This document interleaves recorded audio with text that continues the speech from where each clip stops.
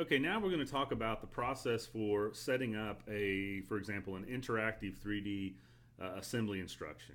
And to do so, basically what we'll need to do is create a suitable exploded view.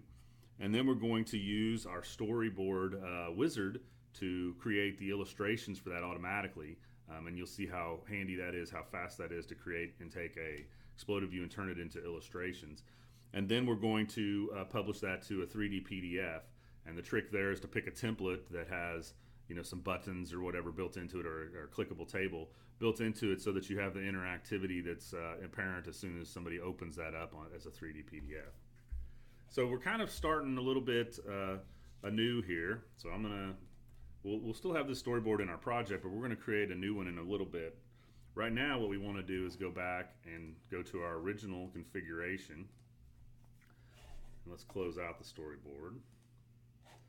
And we're going to add a new exploded view here, but we're going to work this one a little differently. The first exploded view that we created was more about you wanted all the parts to be equidistant apart so that we could have a nice exploded view. It's not made for animation necessarily. For an animated one, a lot of times you may want all the parts to show up and then they don't need to start from a full spaced out positioning. So let's go ahead and create a second. We'll go model, exploded view, new exploded view. And in this case, we're just going to, our goal is going to be assembling this bracket. So that's where we're going to end up. That's going to be the first step of our process. And if we're making assembly instructions, a lot of time what we're going to do is just disassemble it. So it's going to be in reverse order, basically, from what it will be at the end. So let's just start doing this here. I don't think, let's see, let's make sure we're on object. Smart would probably work here too.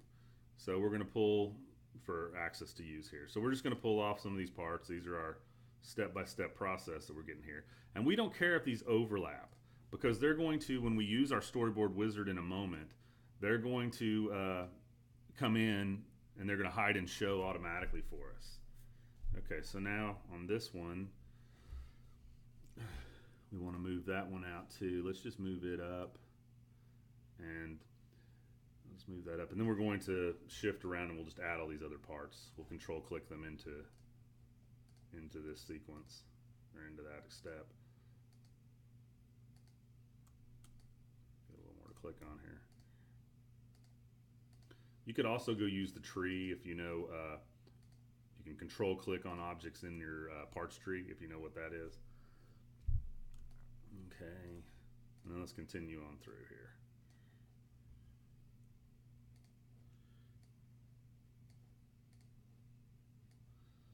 And you see we're kind of making a jumbled mess here. No big deal. Don't worry about the overlap. Okay, so now we have that exploded view built, and we'll check that off. And I think the next step we'll have is to incorporate this using the storyboard wizard.